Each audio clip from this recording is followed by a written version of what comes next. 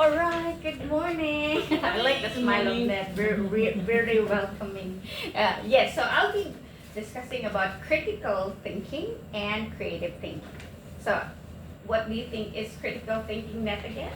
Thinking is critical thinking is about we have to analyze information in the correct way, in the on fact.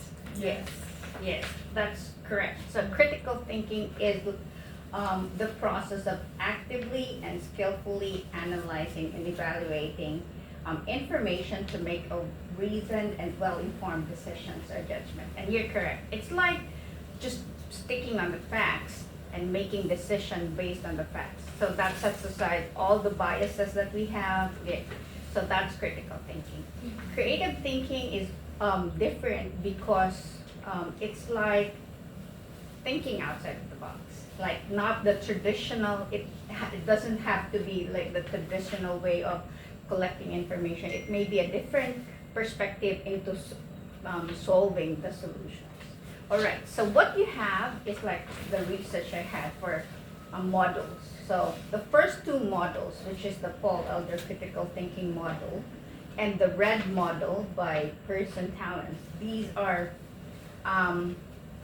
for critical thinking because this method, the Paul Elder critical thinking, is emphasizes the importance of clarity, accuracy, relevance, depth, breadth, logic, significance, and fairness in evaluating information and arguments. So it has these traits, the intellectual traits, the element of thought, and the intellectual standards. So these are the fundamentals of this model, of the Paul Elder critical thinking model.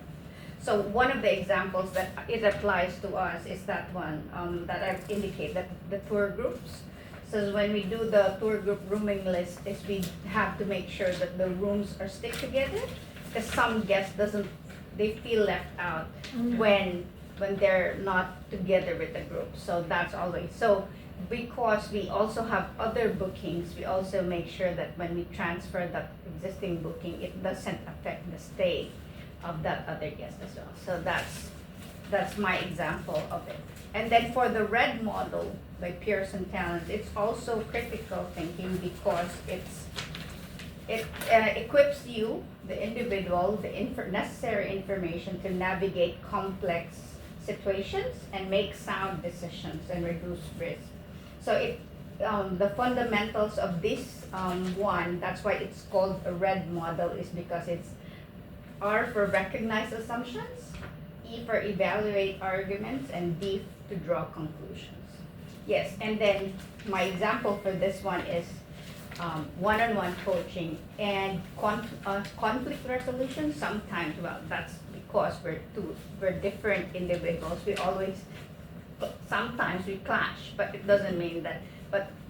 But using the red models, it allows both persons to present how they feel, and we will be able to, based on everyone's the information provided by everyone on how they feel, we can generate like, was it just an assumption? Like you felt maybe the other person didn't know that she was already offending you. So that's the way to draw it. Like you will never know if that other person is offended if she doesn't tell you, right? So that's the red model. Now for critical thinking, this is from the creative thinking framework from ACER, the Australian Council Education something. It's just giving me PTSD. Yes, and it's for teachers. And then the framework for it is generation of ideas, It's great. fermentation, It's and great. quality of ideas. Yeah. It's awesome. And then the examples of it is like brainstorming and road mapping. So brainstorming is like there's no wrong information. It's just gathering all information and then evaluating which information is really correct or not. Yes. Yes. How about you, Molly? How do you when you are like in the reception, when you're always closing, you're just by yourself? How do you resolve problems? For me, I will find a solution by myself first. But if cannot, I really need to ask someone to help me. Like coaching, right? But maybe you, maybe Karen sometime. Yeah. Because like if we thinking together, it will better to thinking alone and do the problem like do the best. Yeah. Yeah, It's like brainstorming.